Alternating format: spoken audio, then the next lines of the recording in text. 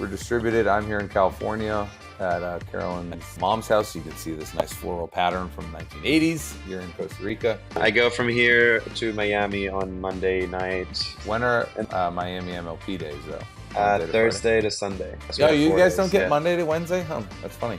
Fucking schedule. Welcome, everybody, to Raise the Bar, episode 12 or 13. We don't know, but we're here with a special guest, Augie Ge. I want to apologize. We would have had you earlier on the program, but Dekel didn't want to have any guests that had a signature paddle. And we just announced his signature paddles, and it's great to be able to talk some shop with you. But who do you talk pickle with? Caden, he's like underratedly very smart about pickleball. Underrated. Caden, you wouldn't a ricochet shot to your friend? Sorry, Caden. He'll point out stuff that I don't see, and like he's very fun to watch pickleball with. Anyways, best of luck in the next few tournaments, and we'll see you on the road. Yeah. No, thanks for joining us, Augie. Appreciate it. Thank you guys. Welcome, everybody, to Raise the Bar, episode 12 or 13. We don't know, but we're here with a special guest, a special friend of the program, Augie Ge. And welcome, Augie. I think everybody recognizes you. You've been on 17 podcasts in the last year from that exact same desk. So thank you for helping us differentiate. Yeah. No, thanks so much for having me. Big fan. So be on. Oh, awesome. Big fan out of Phoenix. You can run our ambassador program out there. That'd be good. Oh, let's go. Augie's a hot commodity. Only out here sometimes. He is. But you're on the right side of the room, I can tell. Even just as you should be on the right. But I want to lead off.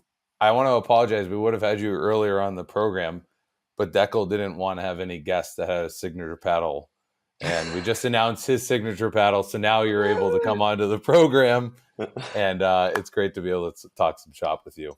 Yeah, I'm glad Dekel's secure enough to have me on right now. Yeah. So for all those at home, it's the Prism V7 from Vatic. Love Vatic.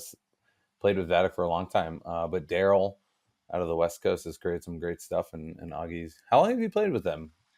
For a year? 15 months? It's been, maybe 15 months now. I think I started in July of 2023 with Vatic. Got it. And before that, you played with a delaminated Legacy. Yes. And I was still able to beat you, but it's okay.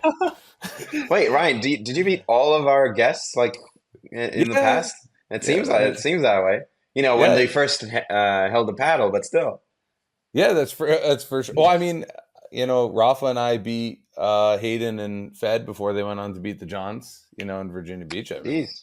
We'll let the Discorders read into that if they want. But no, Augie is stuck with Vatic for the last time. And actually, I think when you beat me, you were using Vatic, and I was using the Legacy Pro.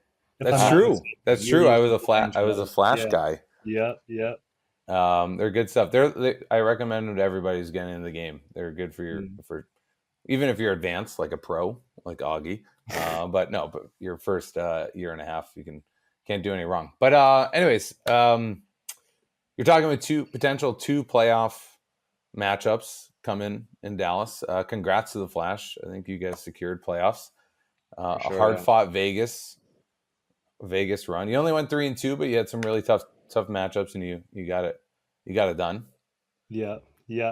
Thanks. It was definitely kind of something that we felt like we were just trying to get through after a long Vegas PPA, especially with the Johnsons making Championship Sunday. So I'm glad we could manufacture some energy and be positive on the weekend. So it was good for us, I think, overall.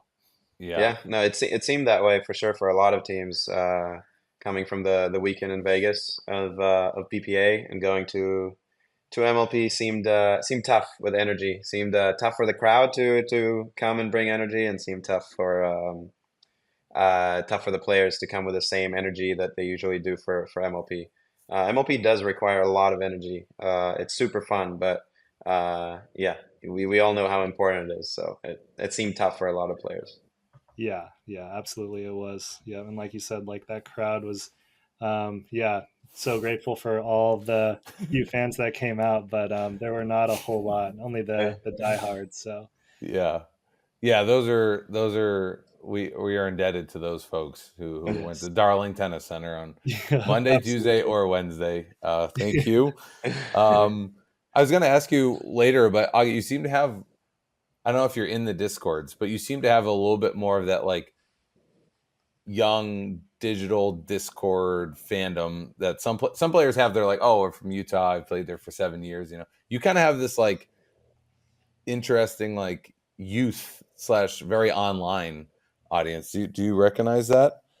I wouldn't say I do. No, I know I have kind of like a niche following. Like some people who are really into pro pickleball kind of are fans of me, but haven't necessarily hit like mainstream fandom stardom yet. So, but I am not super aware that I have like a younger, I guess, more hip audience. So that's cool to hear about. I might have to Yeah, look I into think. Well, it. I think it's a little table tennis. I think it's like you're smart, analytical. You obviously played college tennis, but it's not like you play a little conservative but smart, but you've got fast hands. It's kind of like this interesting profile that I think that appeals to some of the younger, more emergent players who are just like, oh, well, you don't seem like you played college tennis necessarily, which isn't a put down, but it's like your game style doesn't pass the eye test of like, oh, college tennis, played singles, plays number three or whatever. Right, right. But that's not a knock. But No, everybody also knows you for being smart, being on 17 podcasts, and have created an app. And I want to ask, why did you create the Fast Hands Trainer app, and why was it JDub?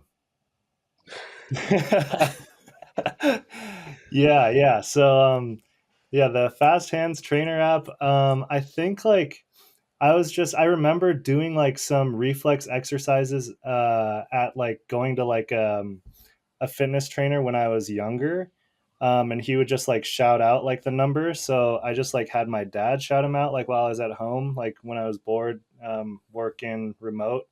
And then I just figured it was such an easy functionality. You should Yeah. probably make it into an app and uh, have access to Chat GPT now. So just asked it how to make Yeah. it, and yeah, then You made it. And then everyone, I spoke about it, I think, in an on-court interview in North Carolina, and so people kept asking me yeah. to like post it.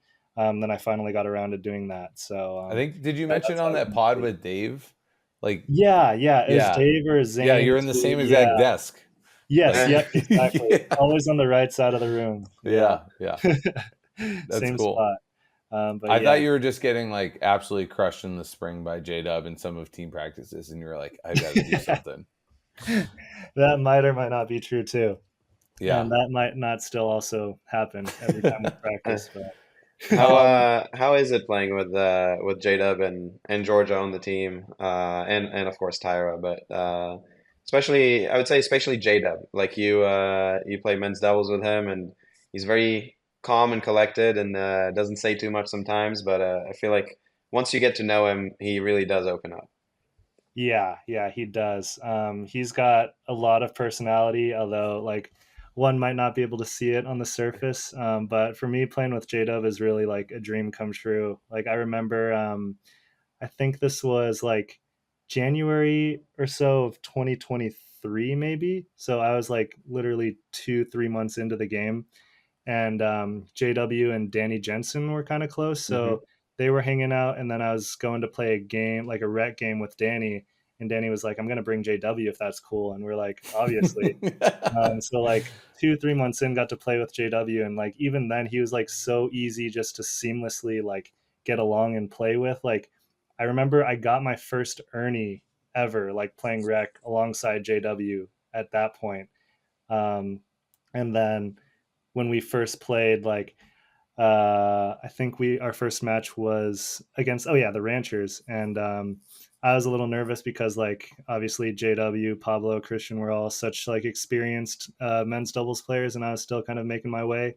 But then it was kind of also that seamless fit. It was just, it feels very natural. So I was speaking with Craig Johnson, and we were talking about like who is like the best partner, like, and for sure, like without a doubt, like a blind date, the easiest partner to get along with as a right sider would be JW for me, just yeah. because he cleans up all of my speed ups, and You're his Mari.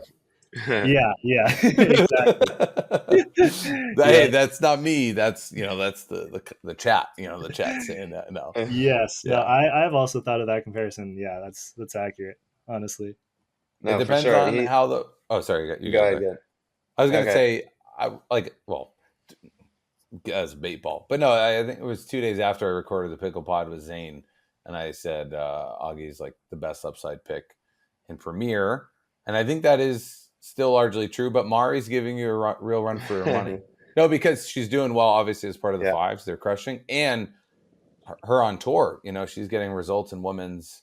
Like she's going deep every other event, and she's you and her neck and neck still for who I the. don't know. She's gone deep much more than I have, so I'd give her the edge right now. But We'll get to Mari that, but is yes, cool. Yeah, love Mari. she didn't need the +1, but she'll take it. Yeah. Uh, Deck, I didn't mean to cut you off. oh, all good. No, Oh, so you're saying J-Dub is super easy to get along with. I played with him a couple years ago. We had a bunch of tournaments, mostly on the APP, a couple on the PPA, but he definitely like slowly opens up. But mhm. he's also playing. He plays a lot better with people he's comfortable with, and it seems like with you, it was like that very early on. Like we know, even in MLP, it wasn't. In previous tournaments, it wasn't oh, that easy for him. what? Maybe on your team, Ryan. Wow. Okay, But no, ricochet shot. Okay. it just seemed like you guys connected really fast, and Yeah. I think that says a lot about you too. Just maybe you're very easy to get along with also. So it just seemed like it was seamless for both of you that way. Yeah, I think, it started when he made his first, like, politically incorrect joke, and I just kinda laughed and shrugged it off, so then he was like, "Okay, I can kind of be my politically incorrect self with this guy, and he'll Nice. be okay," so, yeah, I think that's how he Do, kinda opened up to me. do you guys have any overlap in music taste? Yeah, yeah, we Okay. do, like, J-Dub likes a lot of, like, hip hop and Yeah. rap, and so, yeah, I like some similar music too. You like you had no interest in those genres, but now you're like listening to Rap Caviar, like the Yeah. super mid playlist. You're like, hey J Dub, check out this banger. Yeah. Yeah. Yeah, I would echo a lot of those sentiments, and you obviously know him more intimately. But we we couldn't get him out of his shell as much as we wanted to, or I think worked hard to in Columbus. And I think there was only 2 events, so it was tough. We also had two Yeah. subs, Yeah, yeah. um, but yeah, it wasn't himself, and Ed and Julie, and you guys have done a really good job of helping him flourish, and he obviously has got his friends and sister. So Yeah. Jada's been fully reckoned with this year. For sure. Yeah, that's honestly also a big part of it is like having Georgia, having Julie, and Ed is also, yeah, like you said, really supportive. So that's helped a ton. Yeah, Yeah, your team chemistry seems really up there between all the teams. Like you guys all like each other, get along. At least that's how it looks like. I assume it's true, but Yes. you never No, know. it's you guys are just yeah, largely true. playfully going along with it Yeah. for the whole Uh-huh. year. Nobody's uh, broke character yet, at least. Yeah, I was gonna say when I see you guys together, you're always playing together. Like it's gender, it's the woman against the men, or it's mixed. You guys do so much intra-team scrimmaging, and I've actually talked with Dekel and quite a few other people where, I think mixed practice for MLP is kind of meh, or even gendered is tough if unless you need last minute reps. But you guys just kind of go at it for an hour, 90 minutes together, and it seems like it's fun. And either you have no friends on tour to scrimmage against, or you guys like hanging out on the same court. Yeah, yeah, both true. Sometimes we just like forget to get a scrimmage game, and then we're just like, oh, we're here. We might as well play against each other. But we do enjoy playing on court against each other too. Like Julie's got some tricks up her sleeve that we like to practice together. So and not give out. All Well, right, Coach Julie, Yeah. you okay, gonna share I'm gonna any ask her in secrets? Dallas. I'm gonna ask her in Dallas. Give us Might one, not like share. You might have to go to the source. I don't have the liberty to share. That's for sure. okay, All right. Fair okay. enough. If you ever in a singles semifinal, would you rather have Julie or Dekel in on your box on your Ooh. bench? I haven't talked all that much pickle with Dekel, I feel Well, like That's true. strategically or anything. Yeah. I mean, So he helped the girlies. The girlies are 1-1 and almost 2-0 against the best teams in the world. was Dekel the okay? Yeah, he was That's on be- Was Rachel Coach Anna's. it's Dekel? because Rachel Oh. and Anna just are beasts. So Yeah, he Yeah, just that's goes true, but still, like to make them be beasts for like a whole 3 out of 5, that's tough. 2.5 hours. Yeah. that was a All crazy those match. tennis peeps have to shut their mouth now. We have grinders. We Uh-huh. have endurance matches. But let's Um, talk a little bit more pickle. We won't press you on Julie. It's okay. no, you're good. No, it's fine. But I was going to ask, like, who do you actually? I know you kind of get the smart analytical vibe because of the podcast appearances and the app and perfect SAT scores. We don't want to get into that. We want to talk about the here and now. But who do you talk pickle with? Who do you brainstorm or with most on Uh-huh. tour? I think Putting aside the Flash and Ed and co, like, yes. Honestly, it's a lot with Craig, Pessa, and Caden, like who I'm closest with. That's also who I talk the most pickle with. Nice. Um, yeah, strategy wise, because like I think I don't know, Craig and I just really get along because Craig always wanted to play the left and wants to play the left. So when we were playing together, he let me kind of play a big right. So I kind of learned a lot of offense that way. Whereas like when I first started playing pickleball, like I just wanted to not miss so I could get like invited back to high level rec games. yeah. Um, and then so Craig kind of empowered me that way, and then I learned a lot of like my deception from Pessa. Like he's got some really He's insane very sneaky deceptive. Yeah. stuff. Yeah. um, and then Caden, he's like underratedly very smart about pickleball.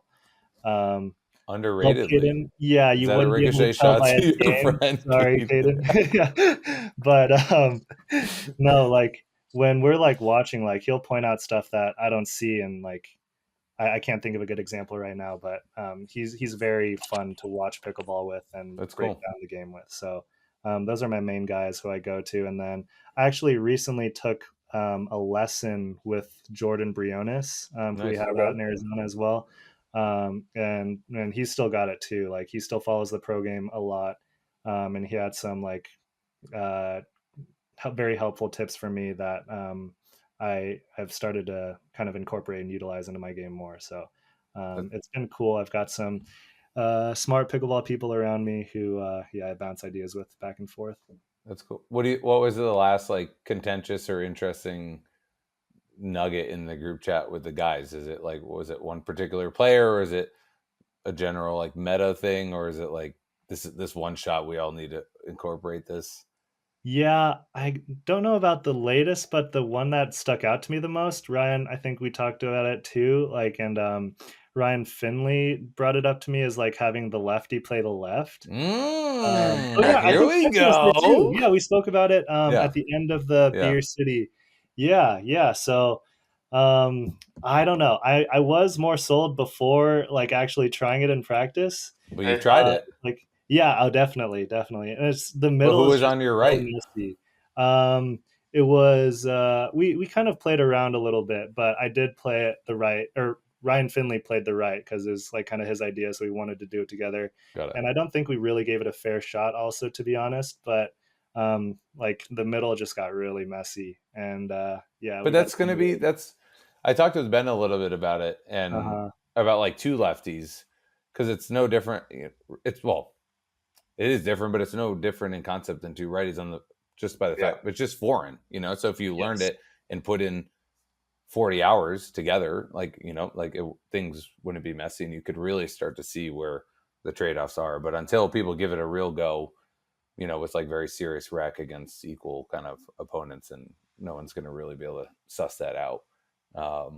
But with the like, with the strong right, especially for the folks like Hayden doing that mini run around to get like, or Dekel, like get kind of the open paddle face and kind of be behind the ball at the center line, Yeah. as opposed to just pushing back out to the right like Christian does, or back out to the left. Like it could be interesting. Like that middle could be free to someone with the fast footwork and the creativity off the forehand, even if they're a righty on the right. But two That's true. Augies would be interesting. Like two Augies Yeah. would be like would be interesting for sure. It would be. It would be. I think Like you and CJ, like I think you probably have a little bit better off the bounce. Like you on the left, CJ on the right, like that's kind of cool. that could be crazy. Yeah, yeah. I like that idea a lot. I think I'm more sold on two lefties than I am lefty on the left, righty on the right. Um, and I I think think we'll see it. I think we'll see it at some point. I I think agree. we'll have a Yeah, lefty that trains and is like as comfortable on the left, and then he'll team up with another lefty, and it'll be something funky and weird that people haven't seen, and they'll get some upsets, and they'll just start playing tournaments like that. Let's go. Let's text Darren and Maybe it'll be CJ right Augie. now. Maybe it'll be yeah, Augie. I don't know. Honestly, Augie and CJ or Augie and Jack Monroe. Like Yeah. you that'd guys be should just fun. do it. I'd do it. Yeah, and then Okay. also Pesa like works a lot on the left. I don't know for exactly what reason, but he likes playing out there. So Maybe it'll be Nice. Pesa. he's got Maybe it up his Pesa. sleeve You and too. Pesa. So, yeah, yeah, that could be super fun. But Jack would find a way to make it clippable of like there's a crazy sequence combo. So I think He'll I do it think just for that. yeah, results aside, hopefully you guys get a good win or two, but then a Jack angle would be good. yeah, two lefties would be good for clout. That's for sure. Yeah, let's do that. I mean, yeah, you have to catch up. You have like the 4x your IG following to get to there. I do. But I'm curious because this last year has probably been a whirlwind for you. You had that February upset in the desert with Tyra. April, you go and get silver with Jaume. Beat Fed and Pablo, who are still like together and kind of firing on all cylinders. So crazy start to the year. And what would you grade yourself for this year? Obviously there's a few things left to do, but like what's your grade letter?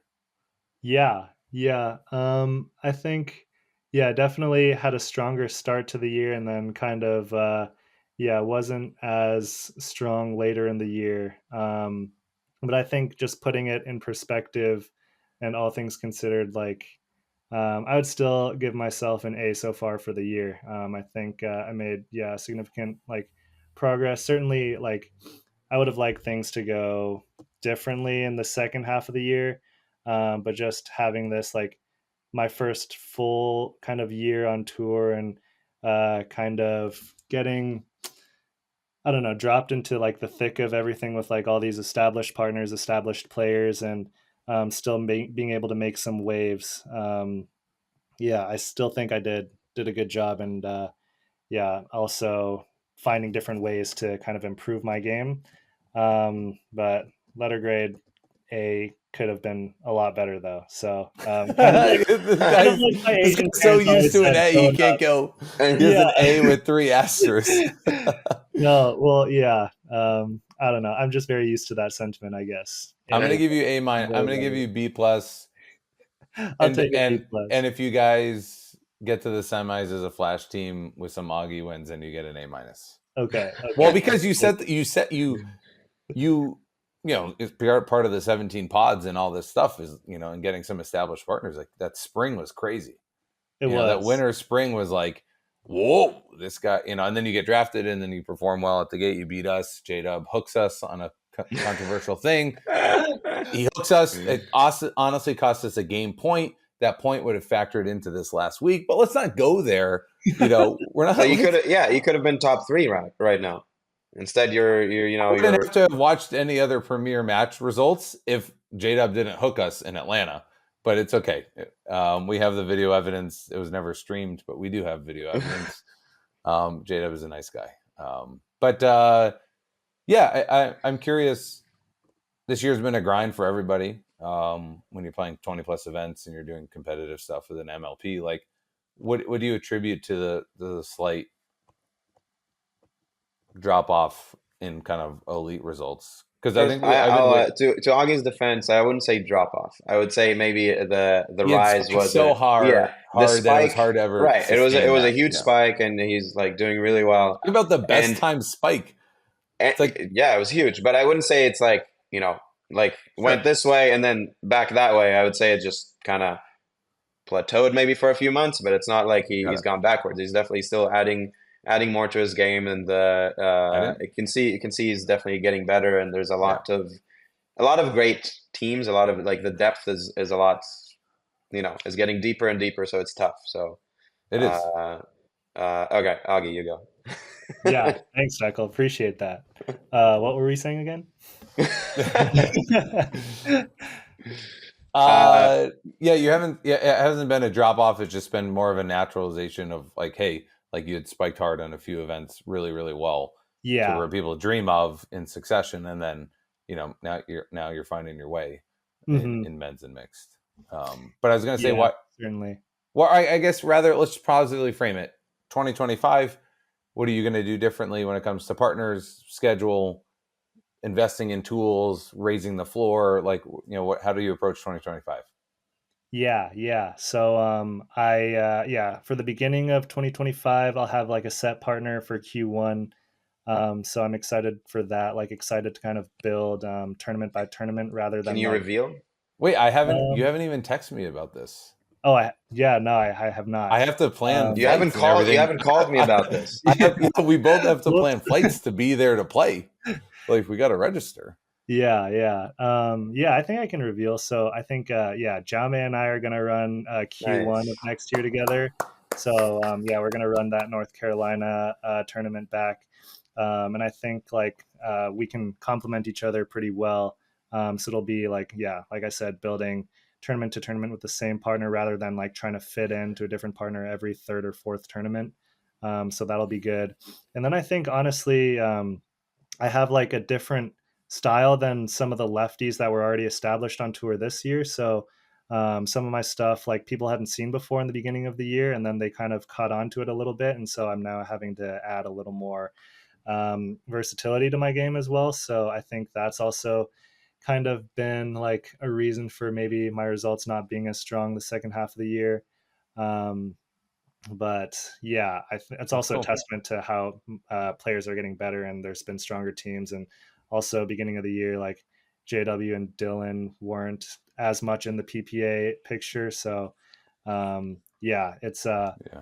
it's definitely something that I think about, but I don't put too much weight on like results like that. Like I know how like what I'm adding to my game and what's going on internally. So as long as I can keep progressing, like Douglas said, I think yeah, some good results are to follow. But Nice. Yeah. As long as you're confident about the inputs, good things will follow. I'm curious, where do you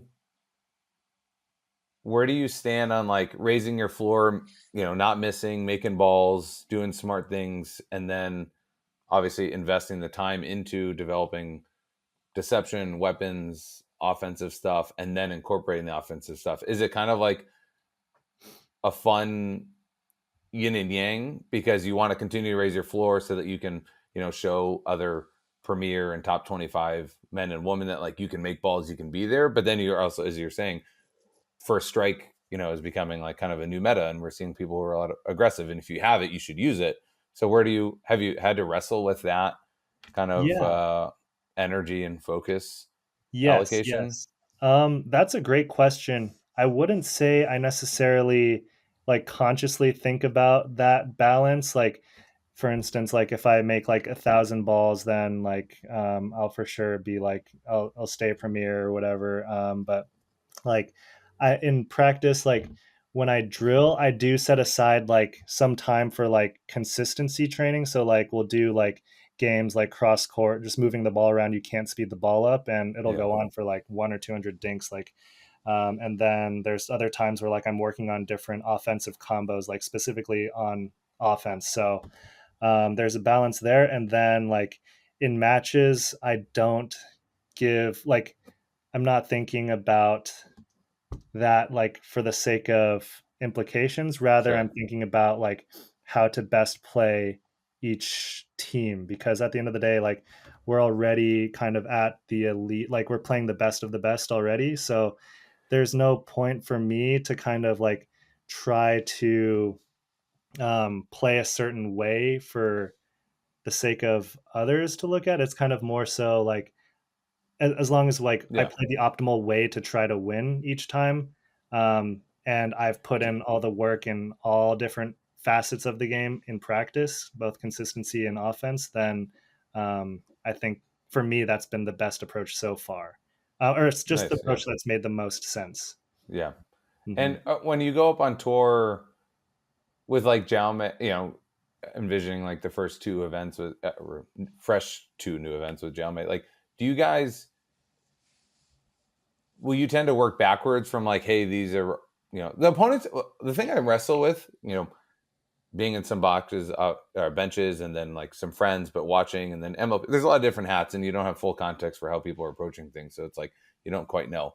But one of Hmm. the things I struggle with is like, should you work backwards from opponents, because the holes aren't holes when you're at the quarterfinal. Like, it's not left foot, inside foot, they're backhand, right? It's not Of like course. 5-5 and below, where even if you target one person, you're gonna be able to penetrate and do some damage and create pressure. It's like there's not that many holes when you go up against these combos, that are in quarterfinals and beyond, or anything in Premier. And so, do you think primarily like, what is the Jaume and Augie style of play, and what's going to be good for us, and how do we just funnel things into those patterns? Or is it more dependent on like, hey, these two players like this middle ball, we shouldn't give them the middle ball, or where do you like sit on that framework? Yeah. Yeah. I don't know. I think it's a mixture of where others like because like you said, everyone nobody really has holes at the highest level. Like I think round of 16 for sure, quarters and on, like there are no real holes there. So it's a matter of like what someone else might be slightly weaker than and how to use your strength against that. I think so. For me, like it's always how I can kind of, I guess, manipulate the pattern such that I can find my inside in like forehand speed up off the bounce into my backhand combo. Um, but like for instance, against someone like James Ignatowicz who has a really good two Yeah. hand backhand counter, like that's something that I have to be super selective with, as opposed to someone who doesn't have a two hand counter. Um, so yeah, it's an interesting question for sure, and uh, I don't know that I go too far in depth with it. I just know, like in practice, I do try to sometimes like pit my strength against another's strength, or actually even better, like one of my weaknesses against someone else's strength, so that I can kind of sharpen that end of Gotcha. my toolbox, if that kind of makes sense. So Yeah, Dekel, it's a good way. do you have a yeah, perspective on No, this? I think that's Yeah. it's a good way to work on things. What you just said, having something that you don't like playing against, and practicing it against it in practice. I think that's good.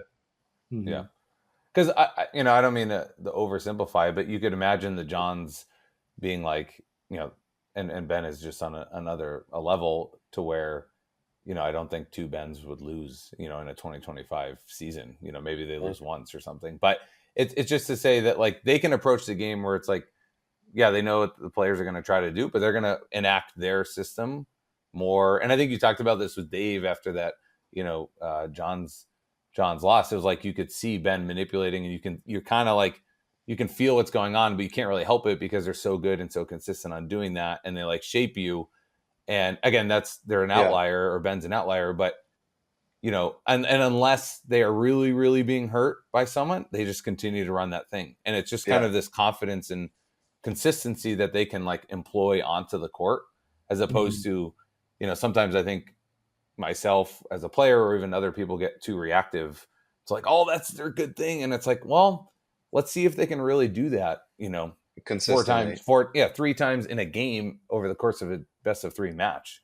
If not, then it's like, who cares? We don't have to Yeah. over kind of I rotate think on one them.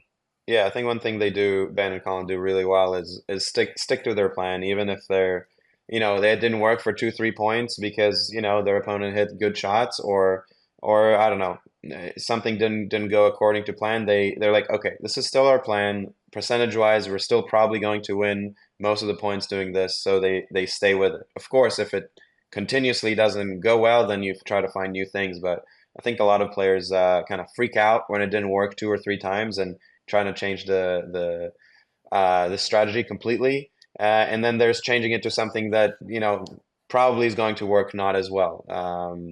So yeah, there's definitely times to change strategy. You should change strategy if it's not going, but give it a little bit of time. There is a lot of luck involved in pickleball, and there is sometimes hands battles that you should have won, you just caught it a little bit late or whatever, or Yeah. uh, 60-40, you still might lose the, with the 40% 2 or 3 times in a row. It's how it goes. Stick with it if you still think those are your percentages on that. Yeah. Yeah, Uh, absolutely. And on that note, well, the one thing to not overlook with like Ben, he wants to go cross court with you. Now he's got the two-handed roll, but it's like, yeah, he can say, I'm going to go back to this because he is the best at it, And so that's, Yeah. Yes. it's like we have to acknowledge that if you're the best at anything, like, yeah, I would want to Yeah. do that again. And I wouldn't be that phased. And so it's Yeah. hard to get to being even top 1%, never mind the best of the best, who's literally maybe hit it 2 million times. Yeah. And the second thing is, to that note, though, I wanted to create a reel about this, but I was watching him play Naveen Beasley and Medina Alvarez, anyways, in like a round of 32 on championship in Virginia Beach. And Naveen has this like really nice like two-handed roll cross court. And he's going to move to Austin. I played against him a few times. Nice. Great dude. But he freaking rolled, there's like 2-2 in game one. And, Ben gives like kind of a neutralish ball, and he rips his two-handed roll cross court. Clear winner. Like Ben doesn't even go for it because of that much like No way. spin and pace. And it's like, wait, someone just beat Ben cross court. He wasn't even stumbling. He was just like, holy shit. And then the next play, he gives him another ball, and Naveen turns on it and speeds it up with his two-hander into Colin, combos it well, puts it away. And I'm like, dude, Naveen's on with his two-handed backhand. There's no way they go back to him. And in John's fashion, cross-court things still happen, and Naveen tries to pull it again, doesn't work, and then he has to, and Ben is just continuing to do it. And it's like, that's the Johns in a nutshell, where these two amazing shots, and you're just like, no, like, dude, I'm better at you than this, and props to it, but I'm going to Let's see you do that again. Yeah. I think, sure. the confidence to keep going back to it, and just the aura of the Johns like plays a huge factor of that, because like, I think if a lesser team, like maybe if they executed it the same way and kept going back to Naveen might have just lit him up for 22 points. So I don't know. Yeah, it's hard to say, but or a very Gen Z of you. Yeah, very. So there's like a non-zero effect there, but also just their consistency in execution, even going back to a play that has lost them a couple points, is extremely impressive, and something that I think all of us should try to like take with us. And Augie, we're going to get to the shot that you want to help teach some of the Raise the Bar listeners and viewers. Is the shot the inside in? Like you just said, that's your shot, or the one that you kind of feel like is your go-to. Hold on, Augie, you think about what shot you want to go. We're going to go back to that. Why I want one last question. Say someone has, and because you're surrounded by Phoenix is a good crew. A lot of like I think there's a really strong amateur 5-0 plus. There's a bunch of semi-pros. There's a few pros as well. And the tours come through there. So I'm curious, like, for someone who has legitimately like has a high ceiling, like they're naturally athletic, got some work ethic, they played college tennis to give them that boost, whatever. Like, and they've got some decent touch, so they're not going to be mangling things. They can play more than singles. Like, what advice do you give someone who really wants to push themselves to 6-0 plus and try their hand at pro?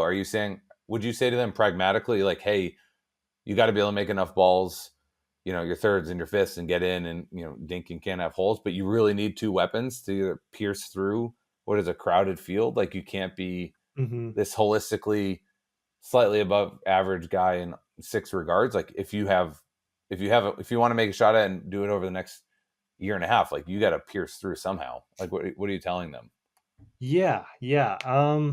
That's a great question.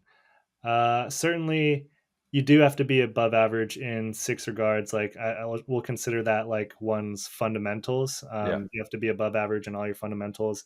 And then, you do need a systematic way to produce offense as well, whether like your fundamentals are good enough to earn you pop-ups and you manufacture some offense that way, or you kind of have something that's like a little trickier, a little sneaky, that kind of works a high probability of the time that nobody, well, not nobody, but like people, like, I don't know, it's just like effective. Like for instance, Yeah. like I had like the inside in, like off the bounce speed up on my forehand, and that kind of carried me a long way before people started trying to figure it out. So I mean, just yeah, from experience, like have good fundamentals, be able to get in the kitchen like all the time, and play your numbers that way, and then uh, yeah, have some sort of offense that you can keep going back to.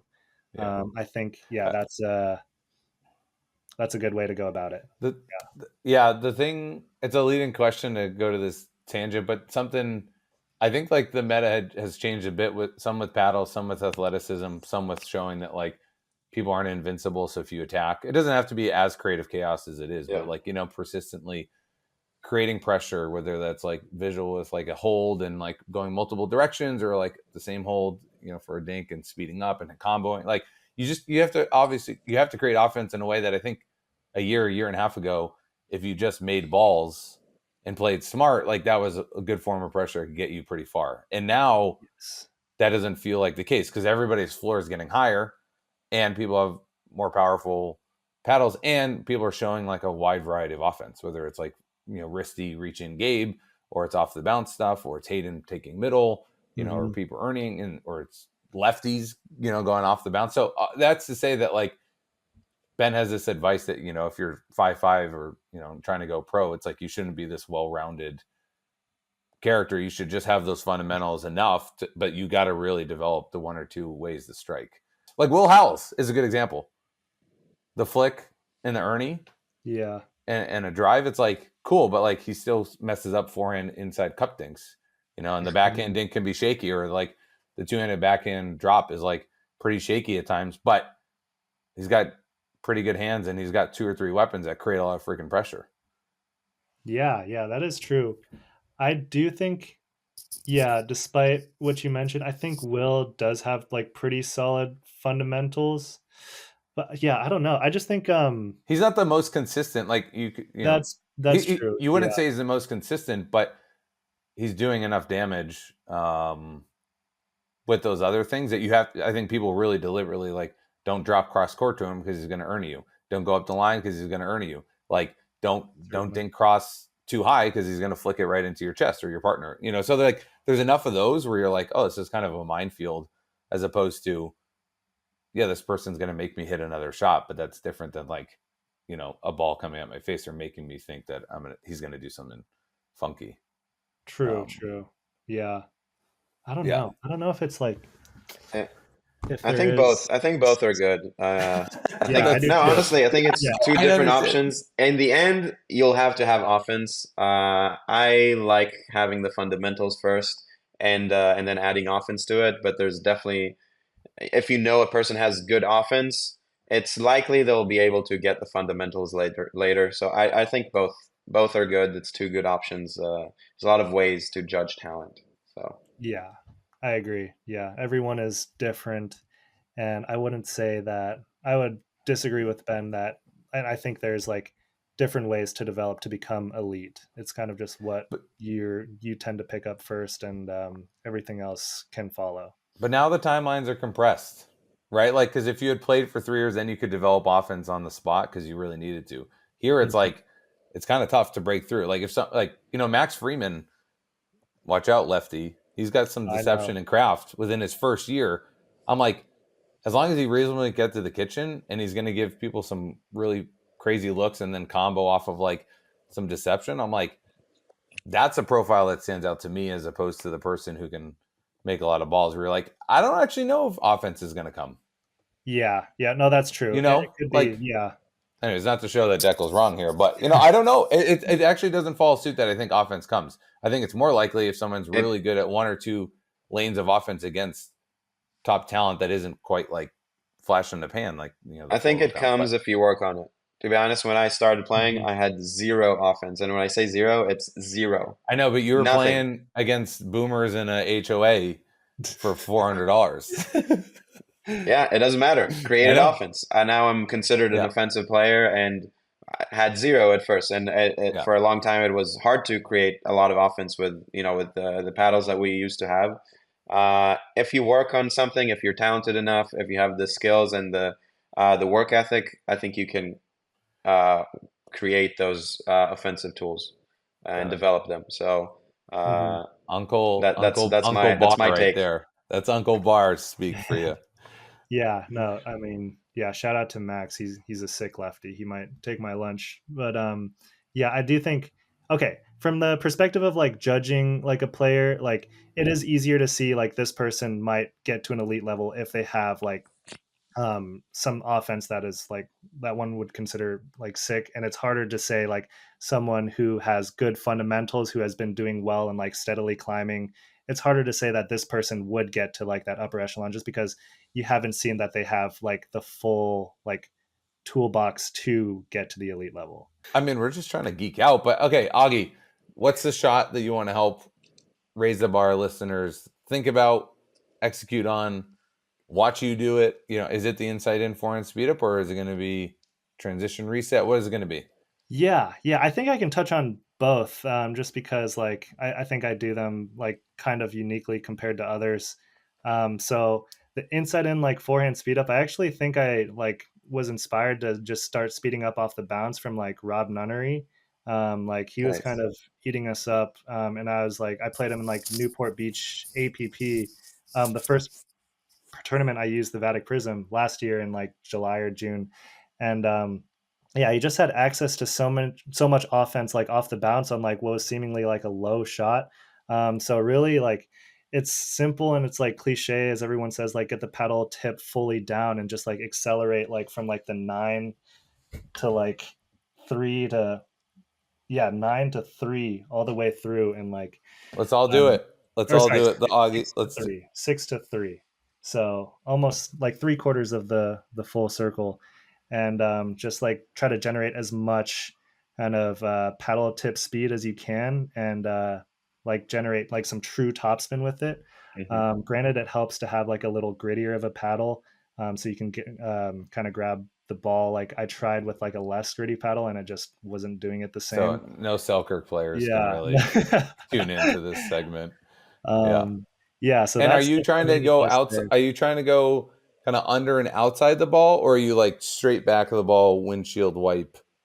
I think it's a little bit under and outside. Like Okay, maybe I make contact at like 7:30 on the ball. If that makes got it. sense. Okay, okay. And then we also talked about like my mid court resets and how I One sec. kind of On the speed up though, it's not just yes, a shot. You're comboing off of it? You go into your backhand 99% yes, of the time, I'd imagine. yep, and that's And like kind of just like a natural like progression. Just because like yeah, when you finish at 3 o'clock, your pedal's already here for a yeah. backhand counter. So it tends to be like it tends to play And out. are you do you hit this generally with the thought that if they leave it, it's going in, or is Yes, it I okay? try to make it Got 100%. it. Yeah, Got it. yeah, um, yeah. Very rarely will I try to hit a shot that I know is going out, like from my end. Got it. Yeah. Cool. And then yeah, we can get into like my mid court resetting as well, which I didn't realize was that unique. But Ryan, you brought it up. Like I do kind of have my paddle a little like more horizontal than others, especially when I take it out of the air. So like off the short hop, I think I'm still like I have my paddle tip down for the most part. But then like out of the air in the mid court, I keep it horizontal so that I can get like a little bit of brush on the ball. So like I actually am generating a little bit of topspin on my reset. I guess Hmm. for the sake of like just higher percentage, and then um, I don't know. It just feels like that I'm dictating kind of the ball more than if I were to just like block it with backspin. Then I'm just like Right. kind of hoping it'll drop into the kitchen, and hoping that it's low enough for them to not attack. I know like if I can generate a little bit of topspin, I have more of a say in like I'm just dictating that Yeah. next shot a little bit more. Yeah. Michael Lloyd and I were doing like race to 50 last week, and he Yeah. was talking to me about how you plant yourself in transition, and you kind of try like if you get the rule of 10, like if you get an 8, you're giving it a 2. You're not accepting an 8. You're kind of like you're meeting it with something. If Correct. they give you a softball, then you're even meeting it with a little bit more kind of outward and upward away from you, as opposed to just like some of the like tennis or squash guys kind of like they just try to like they try to absorb all of it. And that's interesting. The thing that strikes out to me is how like stable you are in the you're not in a rush. It's Colin Johns esque, or it's like you're not in a rush. You're willing to hit 2 to 4 of them to get up to the line, and you plant, but you don't. It's not even an aggressive plant. You're just planted almost. It doesn't feel like you're breaking down again. You're just like creeping up there in a non-creepy but athletic stance. Yeah. I don't know how I like developed that style, but I guess I do. I mean, lefties could never do anything that we've ever seen before, so it's okay. Do you ever, on this thing, do you ever dink righty? Or do you ever speed up righty to try to like work with your two-hander? Do you ever like hit righty balls? Like in practice or just like full righty? Like some people, full righty. Practice. No, I never do. But like on my backhand, I'll be. When you get there, let us know. Okay, we'll do. Is that the new that in the rice bucket? Okay, yeah. I got to get on the rice cups. Yeah, that's true. For sure. I'm gonna just create an app that says buy rice, buy a bucket. Do you have those? Okay, cool. Timer. The rice bucket. Anyways, obviously I've dictated and geeked this out. Dekel, do you have any closing thoughts to Augie Ge, one of your competitors coming up? No, I think this is great. It's nice to hear Augie's thoughts about the game. A lot of good stuff for sure. And I think we'll see you guys in Dallas, your hometown. Yeah, I'm super pumped for that. Thanks so much again for home crowd for the playoffs. Mark's gonna get everybody. Mark's gonna get every business owner and influential friend there, I bet. Yeah. We actually got third place on purpose so we could play in Dallas. So there you go. Nice, smart thinking. Anyways, best of luck in the next few tournaments, and we'll see you on the road. Yeah. No, thanks for joining us, Augie. Appreciate it. Thank you guys. Okay, that was Augie Ge. That was fun. That went long, but when it's going well, Ryan says double down. It was going well, but Augie's smart. He's thinking about the game, and him and Jaume. That's our first breaking news. That is breaking news. It's a good team. They had one run together, made a final. I think they can do really well. They seem to complement each other. Jaume has a little bit more offense than Augie. Augie is very consistent. Obviously, righty lefty. I think it can be good. We're just breaking partnership news. Not a big deal, But interesting week in pickle so far. We're distributed. I'm here in California at Carolyn's mom's house. You can see this nice floral pattern from the 1980s. And Dekel, you're in Costa Rica. We're distributed. I'll be back in Austin this weekend. How about you? When do you get back to Austin? Or do you go? I go from here to Miami on Monday night, and then playing in Miami. So the following Monday, I'll be back in Austin for a couple days. When are Miami MLP days, though? Thursday to Sunday. Oh, Thursday to Sunday. For us, you guys don't get Monday to Wednesday? That's funny. Fucking schedule. How many matches do you have? We have 6 matches. It's the last 6 matches. We're kind of finding. I feel like we can't really get to. We definitely can't get top 2, or extremely unlikely. And then third place, if we're like perfect, we can get, which will be very difficult. We have a tough schedule, but if we're perfect, we can do it. If we lose any points, then we're fighting for fourth. To get that home advantage.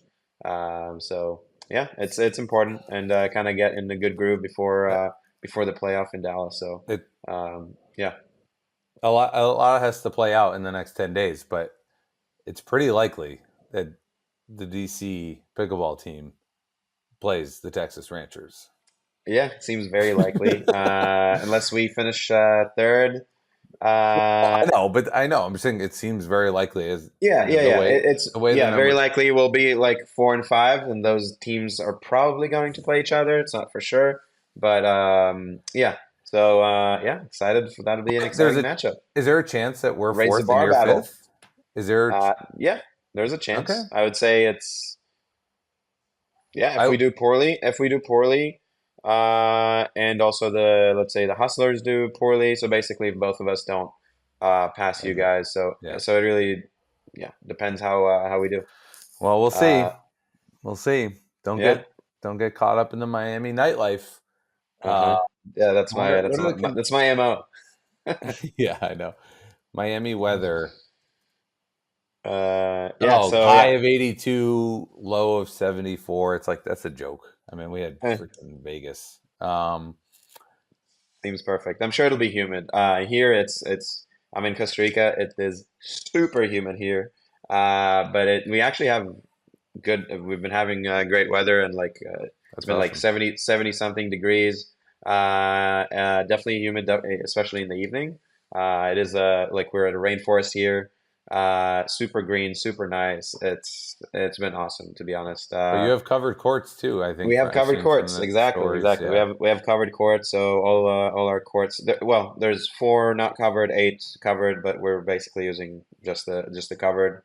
Yeah, we have great instructors here. Who are the instructors? Let's go. Give we them a shout. we have Joey Farias. We have Danny Jensen. Nice. Preston Bias, he does a lot of our trips. He was also the lead in the Yola clinic.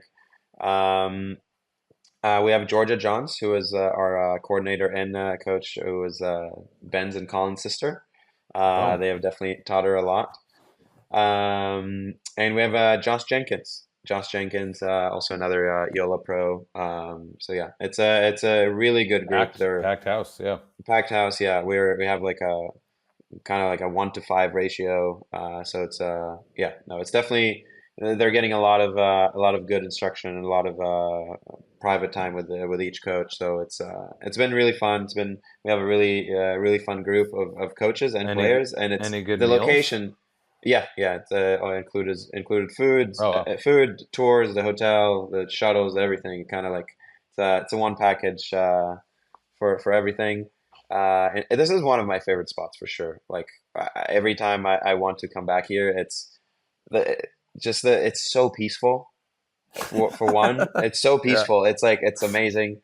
Like we're on a river with a mountain, like the volcano in the background as view. We got horses here in the property. Anyway, it's just very peaceful, and you see so many different animals. We have big horse guy. Okay. Apparently, we have a sloth in the like climbing the roof of the courts and the trees next to it, and it's kind of rare to see them like up and close, and we're seeing them like daily here above our heads, which is are they ever like picking up which is really cool. The pickleball?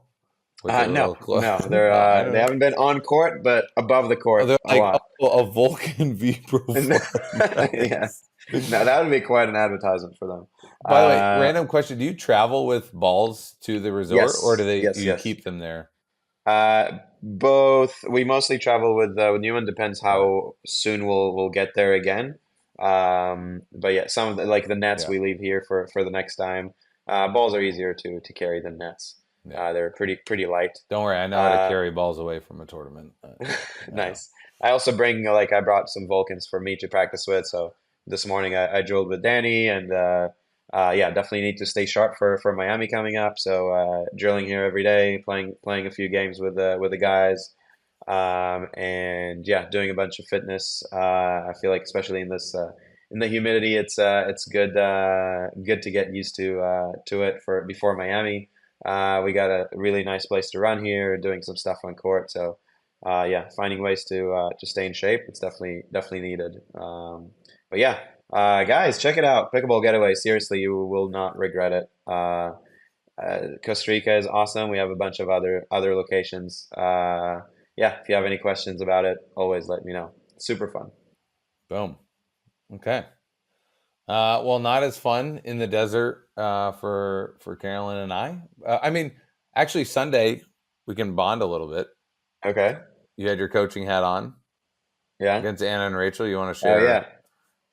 2.5 hour match, and Rachel narrowly lose in 5 games to Catherine and Emily. Yeah. For sure. It was a barn burner. They played amazing. They went back and forth the whole match. I feel like both Anna and Rachel added some stuff to their game and kind of figure out some tactics and things that worked for them better against that team.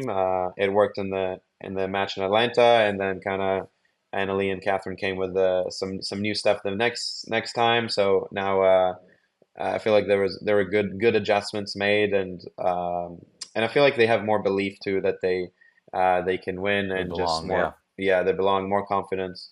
And yeah, I thought it was very high level match It was from insane. everybody. Yeah, I'm it gonna was rewatch definitely, it on the flight back, but yeah, it was one of the insane. best matches of the year for sure. Everybody's saying it. Yeah. They had the one match point which slipped away unfortunately, but yeah. So obviously they're right there if they know they can do Yeah. it. It Yeah. was very fun for me to be a part of that match. I was gonna say, Um, I don't know what you said or if you even said anything good in the huddles or between games, but I will give you props.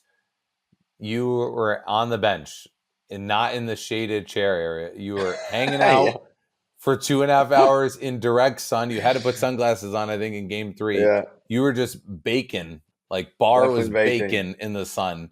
And you were Yeah, Athena and Lee, they were in the shade under no, they umbrellas. were they were having their umbrellas. Yeah, You were I out remember. there, dude, putting your body on the line. Yeah, I mean that was our bench, so I was Yeah. sticking to it. Not gonna change in the middle. Actually, I asked Anne in the middle, "Do you guys need some shade?" She's like, "No, no, we're good. We're good. Don't need anything." I was like, "Great, all right." So yeah, Yeah.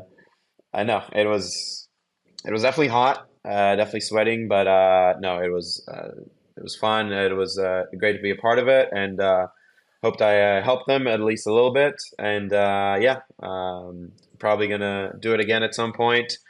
So yeah, I guess whenever I'm available and not playing on Championship Sunday. So I hope not soon. Yeah, it Yeah. happened the last couple of times. But yeah, That's cool. Um, that's cool. I was also there with yeah, Kate, yeah. You with Kate in the singles final. single specialist that I am. Look at you, like just crushing it. No, honestly, the last week I'd been living like women's singles, Oh, I wouldn't say coach, but I'd say collaborating with Kate, kind of as someone okay. in her corner. Was texting her through some of the previous matches and reviewed some of the Brooke tape from Kansas Hmm. City, which she had lost in three. So it was fun. I obviously don't play. I dabble with singles. I appreciate it. I have to Yeah, commentate singles quite a bit, so I have to sound more than like just an airhead about it. But yeah, it's not my forte. But last week when you don't have to have all the strategy, but you can at least one understand. I think the role of collaborator, yeah, coach, friend is like just what happened. Can you like yeah, turn on like the mental gym and like watch the tape and be like, find two, three, four things that yeah, definitely happened, and then you can ask your friend or your player and teammate like, hey, yeah, what do you want to do in this situation, because this did not work out for you, and they can answer, and you don't necessarily need to bring them the answer, but you can say, hey, this is the thing you have to answer the question on. yeah, When she returns to your forehand corner, yeah. are you capable of hitting a better shot or a different shot? Yeah, So you get you it's get just them fun. thinking. Yeah, Yeah. you get them thinking. You get them seeing some patterns and putting in your insight. And to be honest, like I haven't seen earlier in the year. I haven't seen a lot of the matchups between Annalie, Catherine, and Rachel and Anna. But recently, obviously, a lot more. And I feel like I'm understanding it a lot better now, and hopefully can give more insight as you see it more. So I mean, um, there's so many like and it ecosystem. We keeps talk about changes. Yeah, yeah, pickleball. We talk about like there's amateurs and there's local people doing yeah, it as a social activity. There's the boomers and there's the young kids yeah, playing at 12. Then there's the 5-0s grinding, and then there's money ball leagues, but they don't care about pro. Then there's pro. There's APP. It's like it's a crazy universe. And then even within pro game, it's like if you don't pay attention to women's singles, it's like hard to plug in, and then you have to really yeah. plug in, and then For mixed sure. and then There's a lot gendered of is, a is way lot of different. different stuff, a lot of different stuff. And But like and all these which players are good, and this is their one yeah, great word of mouth worthy stroke. But then you're like, well, how do they actually play? How do they yeah, how do they for sure. play? It's a lot of Yeah, that, and I think a lot of while you're there, beyond the tactics, which are super important, it's also keeping the mental game, their mental yeah, space, their headspace on it, and just playing in the right way, and just keeping the energy up, keeping the confidence up, yeah, and making sure making the right decisions during that time, and not kind of going off Yeah, the keep the tactics and rudder, stuff. keep the rudder straight if you think Yeah. it's worth continuing. I think the best thing I did with Kate was make her laugh once or twice during an epic comeback. Look She at was that. down 9-5 in the Yeah, second, down a that's game huge. and a half, and came back and won in 3. But Sometimes that's what somebody needs, I just to mean, loosen up a that's little bit and to play better. It's yeah, there's definitely a lot to it. yeah. So, anyways, hectic and kind of fun Sunday turned into a I'd say pretty shitty week. Yeah, It was- you guys yeah, definitely had a short end of yeah, the stick there with Christian pulling out because of injury, and then mid event yeah. Edda needing to pull out as well. Yeah, So it it's went tough. from like feeling good about the Kate collaboration on Sunday, and then I was gonna get a good steak by myself. Carolyn was in there. I was gonna check in a hotel, get ready for like Monday's matches, and then we got word from Christian and scrambled. Anderson Scarpa, shout out to him. He's a gamer. Yeah, he played well. Kind of the clear choice. Yeah, and in 3 or 4 of the games, he absolutely balled out. Made every ball from the right hand side. Made dinks. Went cross court with Augie and Roscoe really well. Made balls getting to the kitchen. Beat Hunter and Catherine, in mixed. Yeah, So like, that's big. really tough to slide into that. And and then Etta was heat stroke stricken, and we actually Oh, invented, I think, a rule / precedent oh with yeah. MLP, like that you could forfeit a game, but not forfeit the match, Oh because really? we didn't want to make a sub. We took Okay. a medical timeout for Etta, and she was being attended to, and it was like, if you make a sub now, that sub will have to play for you tomorrow in the next match, Uh, regardless if got Etta it. bounces back that night or not. And so we were like, we would like to just forfeit this game and give them, 25 points. And Yeah, the Flash, shout out to Ed and Mark and them. They're very understanding that, like, that's a yeah. reasonable outcome. And then, we still played the fourth game. But anyways, it was a tough week for the Ranchers. We went in with a real opportunity to be like, are we going to be first, second, third? If we play very well, we could be first or second. If we play well, Yeah. or third, definitely fourth. And then now we sit in fifth and sixth, and however you slice it. But Miami will be very interesting. And, I Yeah. expect to be in Dallas, but the last 4 days Yeah. of It seems very unlikely Vegas. that you won't, but yeah, in the Well, you spot, if don't know. it's It was starting to get out of our yeah, hands. it's possible, but it's very unlikely. Uncle Bart, We talk about you're it. Come very on, come caring. on. I think you should It's go on more 99. It's getaways. 99%. It's 99%. You Come should on. go on more getaways. You're very I soothing. will. Very, I will. very caring. I wasn't able to go because I was Yeah. waiting on my green card, but now I can go, and I'll definitely go on more. It's fun. Boom. It's always a great time. Um. All Anyways, right. we're gonna have a So team retreat, and we're gonna go up to Dallas. We're gonna kick some butt. But cool. unless you Well, play I us, won't. so I'll see you remotely. yeah. I'll see you on all I'll the we'll channels. probably record the next one from. I'll be in Miami. I think you'll be in Austin. Okay, just don't do it from the club at like 4 a.m. That's my spot. That's my spot. Okay, we'll be back in the lab. Sorry, the floral's got to go. But anyways, thank you everybody for tuning in. Hope you enjoyed that segment with Augie, and thank you for tuning in every week. It really means a lot. If you've Yes. tuned into us more than once, you're obligated, just by the nature of internet things, to subscribe. Raise the bar on YouTube. We're now on Apple and Spotify as a podcast, Let's even though go. this is a weekly video series. If you want to hear us on your commute, on your walk, you can follow us and tune in there. So thank you, everyone. We're having a lot of fun, and we're only Yes. getting started. So Awesome. have a great week. Thanks, guys.